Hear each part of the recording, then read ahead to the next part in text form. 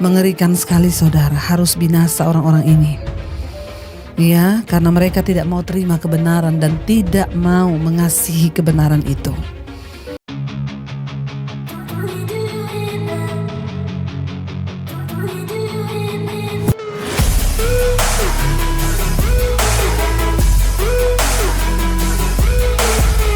Shalom sahabat Ephata Kebenaran. Senang sekali bisa bertemu kembali dengan sahabat di channel ini.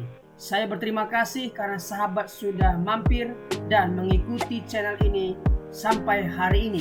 Saya berdoa kiranya Tuhanlah yang membalas dan memberkati kita semua.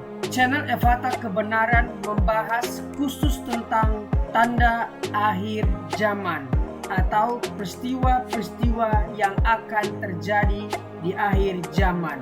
Dalam bahasa teologianya adalah eskatologi. Kita akan belajar tentang akhir zaman dari berbagai sumber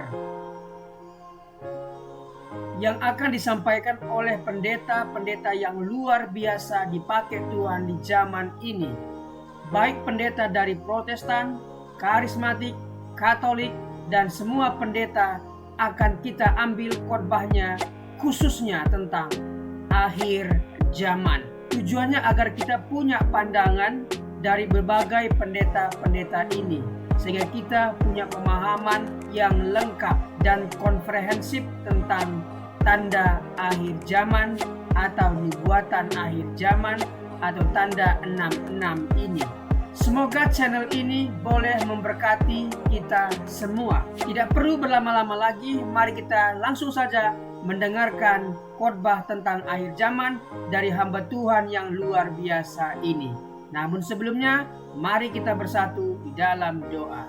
Bapa di sorga, kami siap dibekali oleh kebenaran firman tentang nubuatan, tentang tanda-tanda akhir zaman, hal-hal yang akan terjadi di masa depan. Berikanlah kami kemampuan agar kami dapat mengerti rencana Tuhan atas kehidupan kami dan dunia ini.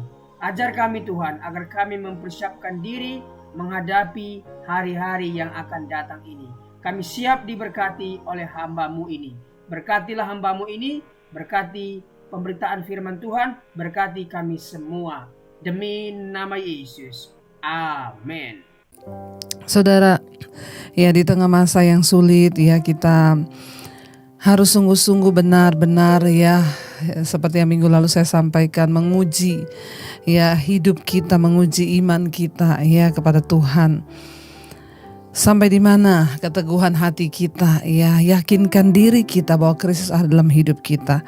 Supaya apa saudara? Supaya kita tidak terombang-ambing dengan berbagai macam pengajaran yang bermunculan di akhir zaman. Kita harus benar-benar mau dimurnikan hari-hari ini dan kita harus mendengarkan pengajaran yang murni sesuai firman Tuhan.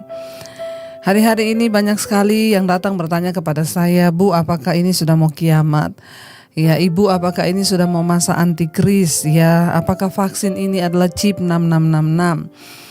Saudara, saya hanya mau berkata bahwa ya kita sebaiknya tidak usah terlalu peduli dengan hal-hal yang seperti itu. Lakukan bagian kita, yaitu mengejar perkenanan Tuhan.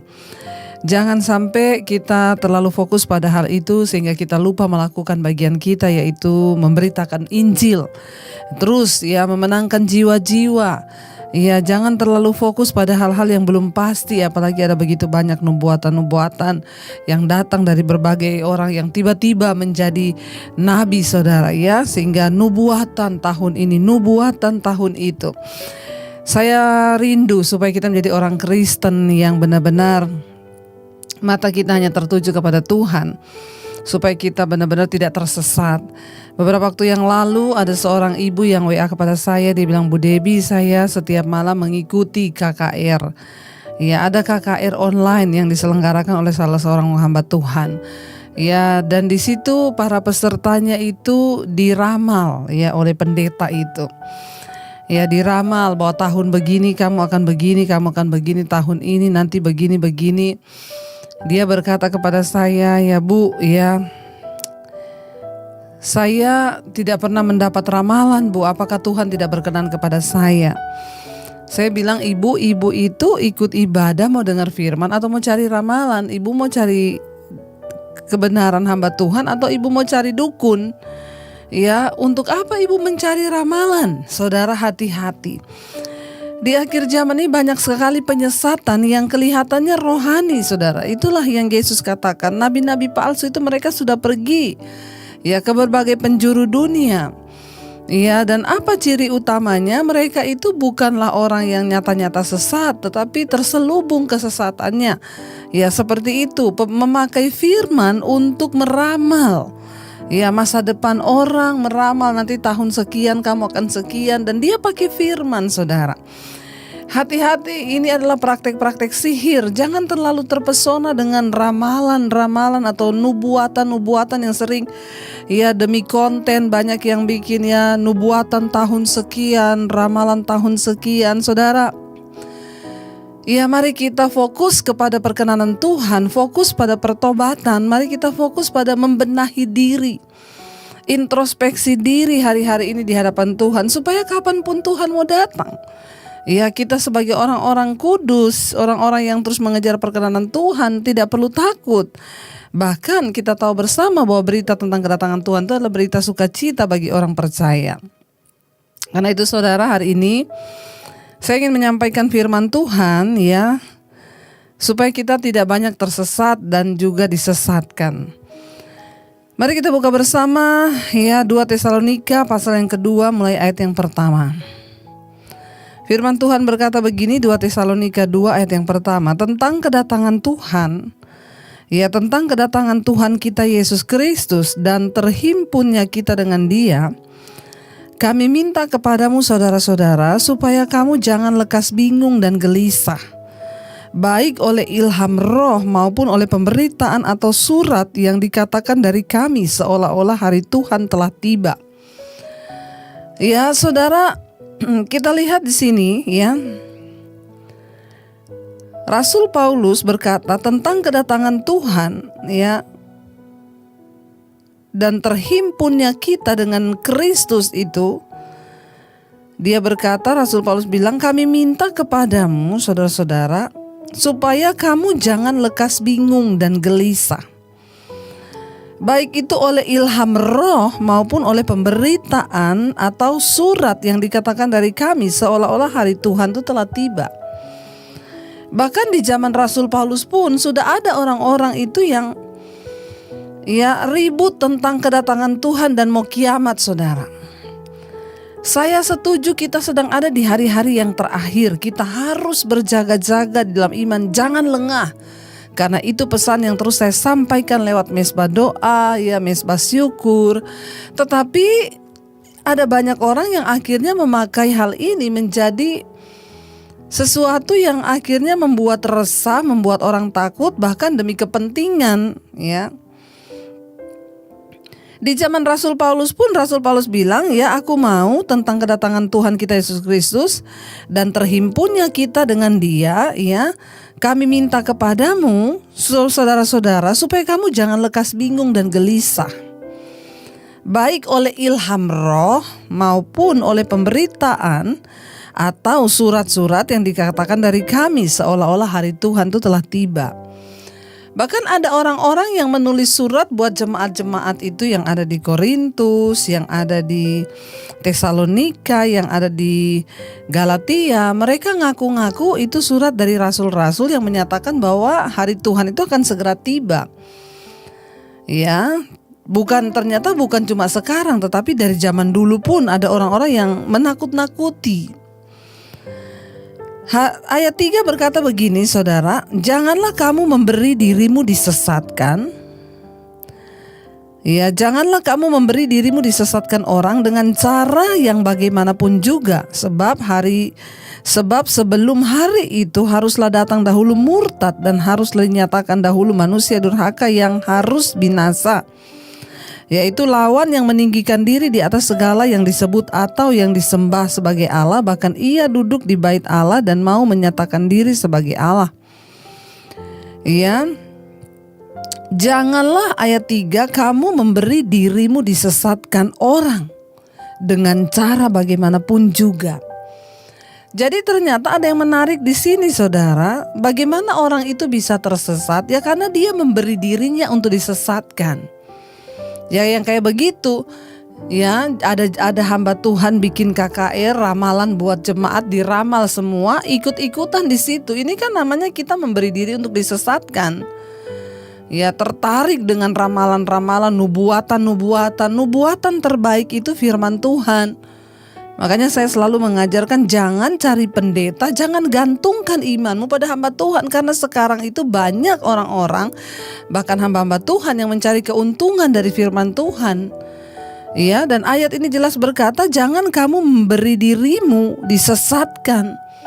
Menarik yang di sini ini dikatakan jangan memberi dirimu untuk disesatkan.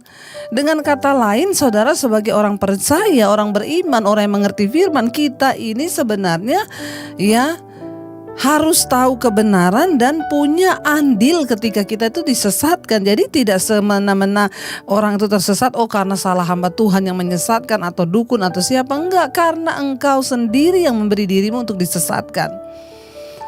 Kalau saudara lihat ya pengajaran itu sudah aneh-aneh, gak sesuai firman. Makanya saya selalu berkata orang Kristen harus ngerti firman. Baca Alkitab, jangan taruh imanmu pada pendeta atau hamba Tuhan, tapi taruh imanmu pada Tuhan dan firman-Nya.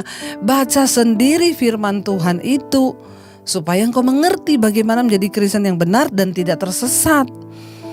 Ya, janganlah kamu memberi dirimu disesatkan orang dengan cara bagaimanapun, ya. Jangan beri dirimu untuk disesatkan oleh orang, saudara.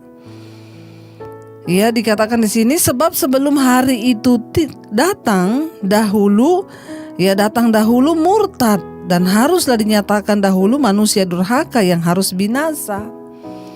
Sebelum hari Tuhan itu datang, ya, sebelum kiamat itu datang, firman Tuhan berkata,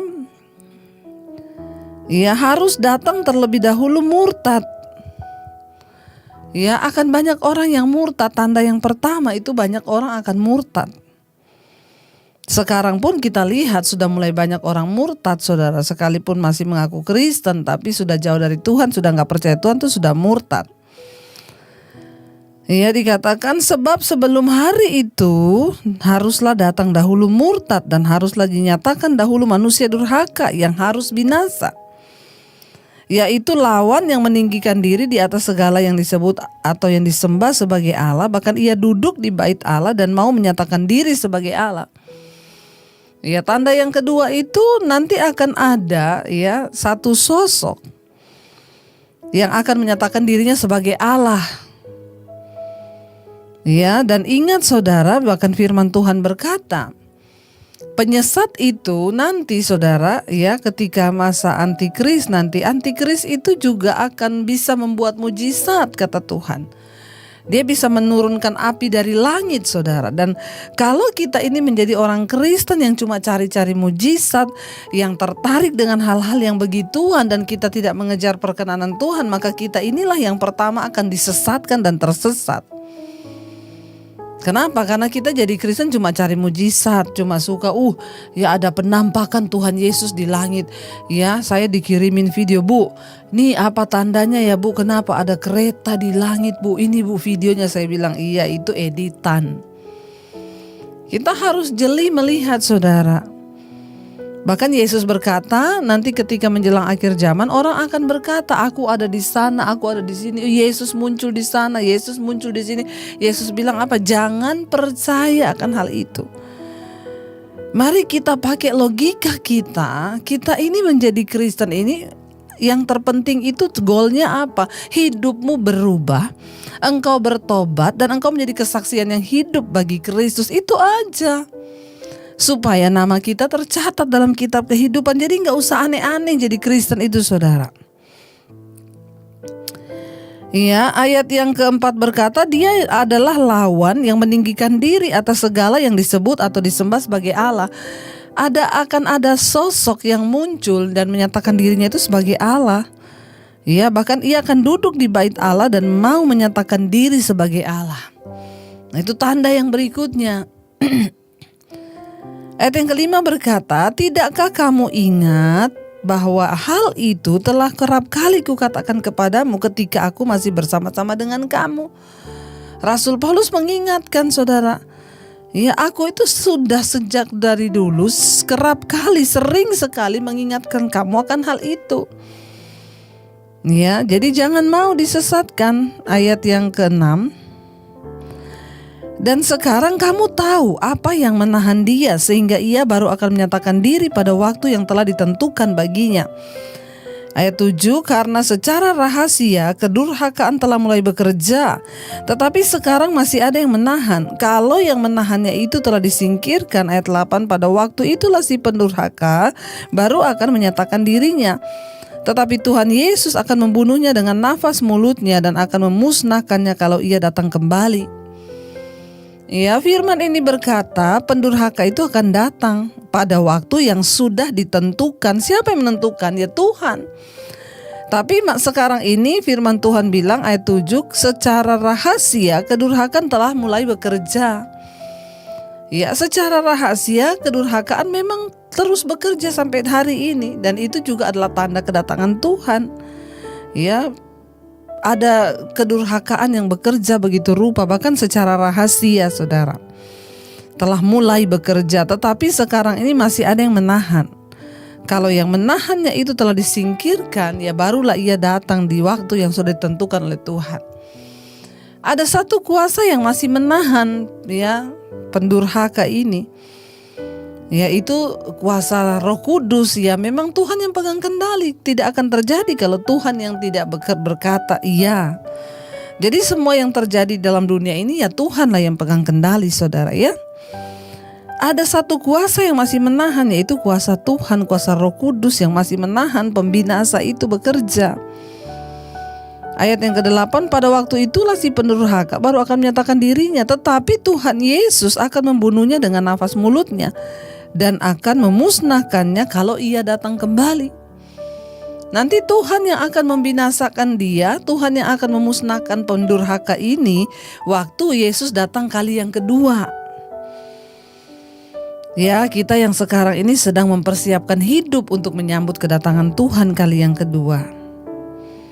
Ayat yang ke-9 berkata, kedatangan si pendurhaka itu adalah pekerjaan iblis dan akan disertai rupa-rupa perbuatan ajaib dan tanda-tanda dan mujizat-mujizat palsu. Hati-hati, banyak mujizat palsu. Tolak ukurnya itu apa? Saudara, apapun yang engkau terima harus membawamu pada pertobatan, itu yang asli. Ya, kalau engkau ngalami mujizat tapi hidupmu gak bertobat-bertobat, hati-hati, jangan-jangan itu palsu. Kita jadi orang Kristen yang cuma cari pembuat mujizat aja, cari hamba Tuhan yang bikin mujizat-mujizat. Kita hanya berburu mujizat sebagai orang Kristen. Hati-hati, kenapa? Karena ternyata mujizat palsu juga banyak. Dengan jelas di sini dikatakan kedatangan si pendurhaka itu adalah pekerjaan iblis. Tetapi apa? Akan disertai rupa-rupa perbuatan ajaib dan tanda-tanda dan mujizat-mujizat palsu. Ya, mengerikan saudara. Saya kemarin dengar cerita dari seorang teman, ada seorang hamba Tuhan di luar negeri sana.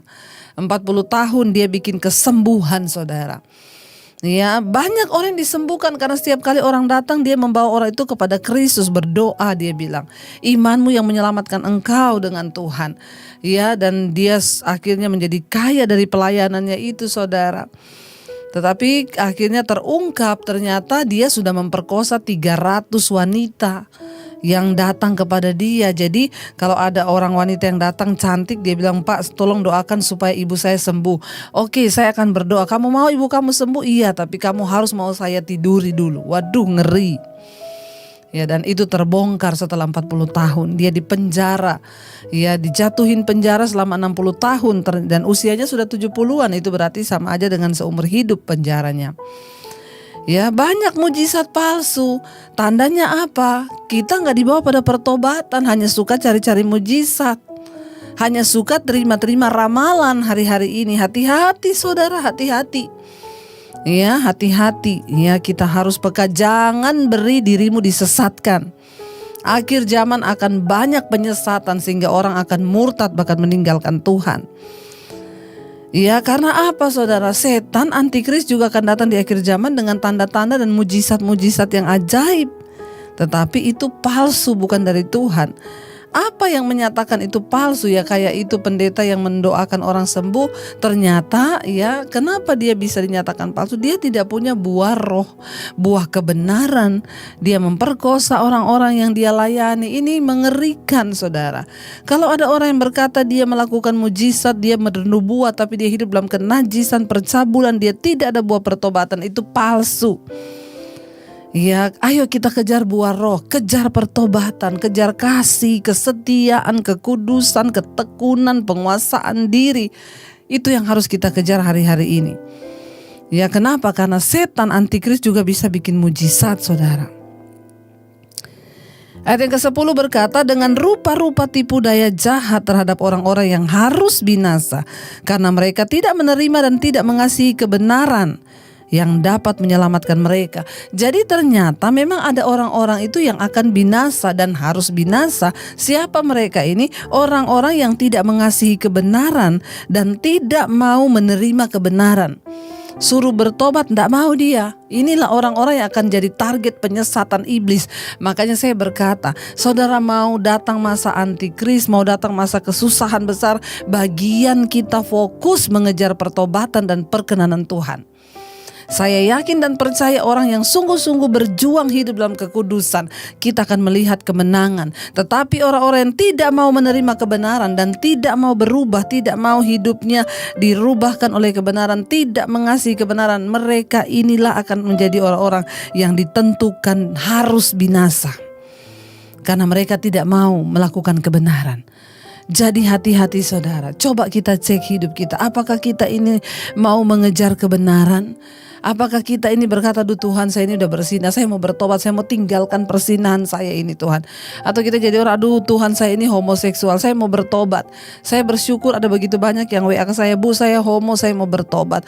Bu saya kumpul kebo, saya mau bertobat. Ibu saya pelakor, saya mau bertobat. Ibu saya selingkuh, saya mau bertobat. Tetapi orang-orang yang tidak mau bertobat, sengaja terus hidup dalam dosa dan tidak menerima kebenaran, tidak mau dirubah oleh kebenaran, mereka inilah yang ditentukan harus binasa.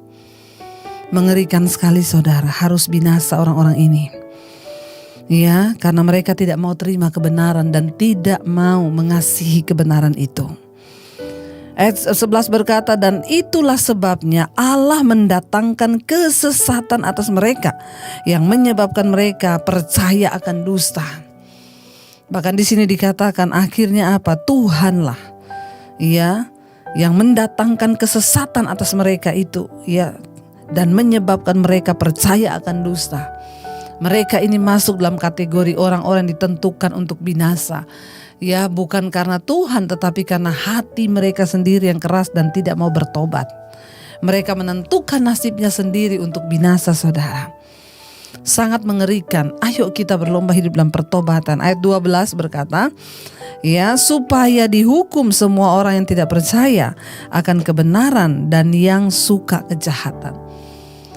Siapa yang akan dihukum? Siapa yang akan tersesat dan akhirnya menjadi sasaran dari pendurhaka iblis itu? Ya, mereka yang tidak percaya akan kebenaran dan suka akan kejahatan. Karena itu saudara, mari kita buang segala kejahatan itu ya. Yesus sudah mati menebus kita di atas kayu salib. Buang amarah, buang kenajisan, buang percabulan, buang sakit hati, buang iri hati, buang semua yang tidak berkenan. Jangan engkau mencintai kejahatan, tetapi cintailah kebenaran. Kita gak usah pusing hari-hari ini. Bagian kita, ayo kita hidup dalam perkenanan Tuhan. Rumah tangga kita dipulihkan, suami istri dipulihkan, anak-anak dipulihkan, sehingga kita boleh hidup mempermuliakan nama Tuhan. Itulah yang benar. Dan hidup kita boleh menjadi kesaksian sehingga banyak orang bertobat. Ayo kita berlomba menangkan jiwa di hari-hari ini. Tidak perlu gelisah, tidak perlu takut ya. Saya percaya saudara, hanya orang-orang yang terus mencintai kebenaran dan melakukan kebenaran, mereka lah yang akan diselamatkan. Hari ini ya kita diberi kesempatan untuk masuk dalam perjamuan kudus. Darah Kristus yang menyucikan kita, darah Yesus yang menyelamatkan kita. Tidak ada lagi yang perlu kita takutkan. Kenapa? Karena Tuhan yang sudah menebus kita dari hidup yang binasa. Kita harus sungguh-sungguh percaya, kita harus sungguh-sungguh berserah kepada Tuhan. Ya, biarlah hari ini saudara, saya memberikan saudara waktu untuk mempersiapkan diri masuk dalam perjamuan. Ingat, perjamuan adalah sesuatu yang sakral. Ya, ini adalah salah satu sakramen yang harus kita lakukan dengan sungguh-sungguh, ya, menghormati, menghargai kematian darah Kristus yang tercurah bagi kita. Ya, sebelum kita masuk dalam perjamuan, saudara persilakan persiapkan, dan kita akan menghormati tubuh dan darah Kristus yang sudah memerdekakan kita dari dosa. Terima kasih sudah menyaksikan tayangan kami. Kami yakin dan percaya kita diberkati melalui video hari ini. Banyak pelajaran yang bisa kita ambil dari sesi hari ini. Catatlah dan bagikan kepada sahabat kita yang lain agar mereka juga diberkati. Selanjutnya, sahabat yang dikasihi Tuhan, kita akan sedikit merenungkan khotbah tentang akhir zaman ini atau hari kiamat. Ada banyak pertanyaan tentang akhir zaman. 1. Kapan terjadinya? 2. Di mana dunia baru itu? 3. Siapa yang masuk ke sana? Jauh sebelumnya pertanyaan tentang kedatangan Tuhan Yesus yang kedua dan akhir zaman sudah ditanyakan murid-murid pada waktu berjumpa dengan Tuhan Yesus di Bukit Zaitun. Sepanjang sejarah gereja selalu ada saja yang menduga-duga kedatangan Yesus kedua kali, misalnya 1. William Miller memperkirakan kedatangan Yesus kedua kali antara 21 Maret 1843 dan 21 Maret 1844.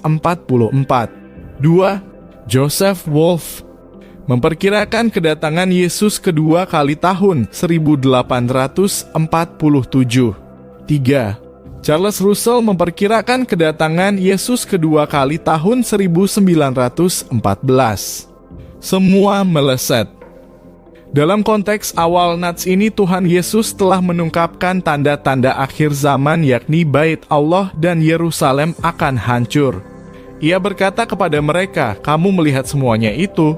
Aku berkata kepadamu, sesungguhnya tidak satu batu pun di sini akan dibiarkan terletak di atas batu, yang lain semuanya akan diruntuhkan." Matius 24 ayat 2. Peristiwa ini telah terjadi pada tahun 70 Masehi waktu Jenderal Titus mengepung tahun 65 Masehi dan menyerang kota Yerusalem tepat pada perayaan Paskah tahun 70 Masehi. Ada tanda-tanda sebagai permulaan akhir zaman. Apakah tanda-tanda akhir zaman menurut Matius 24 banding 3-8? Pertama, muncul penyesat ayat 4-5. Ungkapan awal dalam bagian ini merupakan peringatan keras, waspada ayat 4. Pada akhir zaman suasana keagamaan akan menjadi sangat kacau balau. Karena akan muncul pengajar-pengajar sesat anti-Kristus, nabi-nabi palsu. Mereka memakai nama Tuhan, memakai namaku ayat 5a. Mereka mengaku diri Mesias, akulah Mesias ayat 5. Ada 3 sarana penyesatan melalui pengajaran. Muncul nabi palsu ayat 11. Pengkhotbah penginjil palsu dalam gereja. Sudah ada atau banyak orang yang berkompromi dengan dosa, kejahatan, penipuan iblis. Kalau saat ini kita menemukan pengurus gereja, pelayan-pelayan Tuhan, majelis jemaat yang kacau balau, itu adalah bagian dari tanda akhir zaman. Melalui kehidupan yang mendurhaka dan kasih menjadi dingin, Atai 12. Makin hari makin banyak yang meninggalkan hadirat Tuhan, tidak lagi konsisten dengan imannya, mengakhiri hidupnya dengan tidak benar, itu adalah tanda akhir zaman. Melalui media dan art menjadi hamba media dan art tubuhnya di gereja, tetapi pikiran dan hatinya menjelajahi dunianya, bukan fokus pada Tuhan. Kedua, semakin meningkatnya peperangan ayat 6-7. Berawas-awaslah. Perperangan atau permusuhan dan perselisihan bukan hanya antar negara tetapi juga antar sesama, antar keluarga, antar gereja, antar anggota grup WhatsApp. Perang bukan menggunakan senjata tajam, bom dan nuklir, tetapi perang mulut yang sering dituangkan lewat WhatsApp, Facebook, dan media aplikasi lainnya. Perang dipicu karena banyak hal harta warisan sembako DLL. Jangan gelisah. Semuanya itu harus terjadi, tetapi itu belum kesudahannya. Ketiga, ada kelaparan dan gempa bumi ayat 7-8. Kelaparan dan gempa bumi di berbagai tempat. Ada kaitannya dengan peperangan, permusuhan, dan perselisihan. Kalau dalam kondisi perang akan mengalami kesulitan makanan, tempat tinggal, orang akan kehilangan mata pencaharian, harga bahan pangan melonjak naik, akan muncul berbagai penyakit dan pasti juga akan mengalami keterbatasan dan kekurangan obat-obatan. Semuanya itu barulah permulaan penderitaan menjelang zaman baru. Terima kasih ya Tuhan Yesus memberkati kita semua. Amin. Terima kasih sahabat sudah mendengarkan khotbah tentang akhir zaman.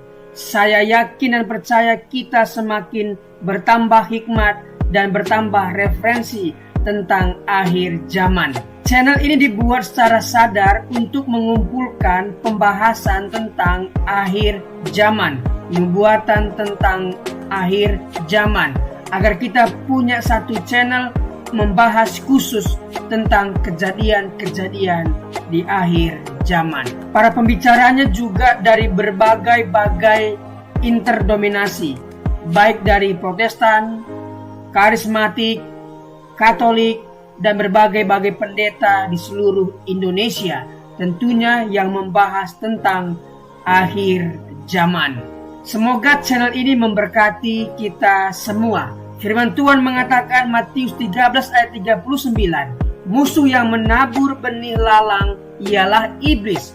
Waktu menuai ialah akhir zaman, dan para penuai itu malaikat. Matius 22:23-24. Pada waktu itu, jika orang berkata kepadamu, lihat, Mesias ada di sini, atau Mesias ada di sana, jangan kamu percaya, sebab Mesias palsu dan nabi-nabi palsu akan muncul, dan mereka akan mengadakan tanda-tanda yang dahsyat dan mujizat-mujizat, sehingga sekiranya mungkin mereka menyesatkan orang-orang pilihan juga. 1 Tesalonika 4 ayat 15-16. Ini kami katakan kepadamu dengan firman Tuhan, kita yang hidup, yang masih tinggal sampai kedatangan Tuhan, sekali-kali tidak akan mendahului mereka yang telah meninggal. Sebab pada waktu tanda diberi, yaitu pada waktu penghulu malaikat berseru dan sangkakala Allah berbunyi, maka Tuhan sendiri akan turun dari sorga, dan mereka yang mati dalam Kristus akan lebih dahulu bangkit. Matius 24 ayat 24. Karena itu berjaga-jagalah, sebab kamu tidak tahu pada hari mana Tuhanmu datang. Matius 26 ayat 64. Jawab Yesus, engkau telah mengatakannya, akan tetapi aku berkata kepadamu, mulai sekarang kamu akan melihat Anak Manusia duduk di sebelah kanan yang Maha Kuasa dan datang di atas awan-awan di langit. Tuhan akan menjemput kita di langit, dan kita akan datang menyongsong Dia di langit, sampai nanti kita akan memerintah di kerajaan 1000 tahun. Tuhan Yesus memberkati. Mari kita berdoa. Tuhan, terima kasih buat pemaparan firman Tuhan tentang akhir zaman yang disampaikan oleh hamba-Mu yang luar biasa ini. Berkatilah hamba-Mu ini, pelayanan, keluarga, setiap pekerjaan yang dia kerjakan dibuat Tuhan berhasil dan beruntung. Kami yang mendengarkan firman ini berterima kasih Tuhan, karena kami semakin bijaksana menambah referensi baru tentang akhir zaman. Apa yang harus kami lakukan menjelang akhir zaman? Tentunya harus mendekatkan diri, melekat dengan Tuhan, sehingga ketika waktu itu tiba, kami diangkat dan bersama-sama dengan Tuhan di langit dan akan memerintah di kerajaan 1000 tahun nantinya. Terima kasih Tuhan, demi nama Yesus. Amin.